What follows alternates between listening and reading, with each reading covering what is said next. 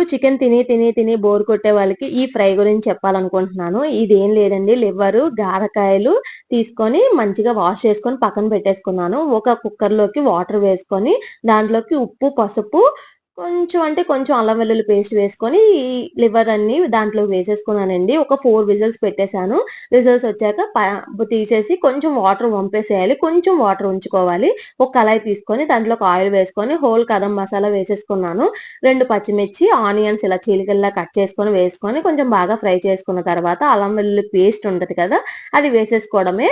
మంచిగా అది కూడా ఫ్రై అయ్యాక దాంట్లోకి కొంచెం ఉప్పు, పసుపు, కారం వేసుకోండి మీకు తగినంత. కొంచెం మిరియాల పొడి కూడా వేసుకోండి ఉంటే బావుంటది.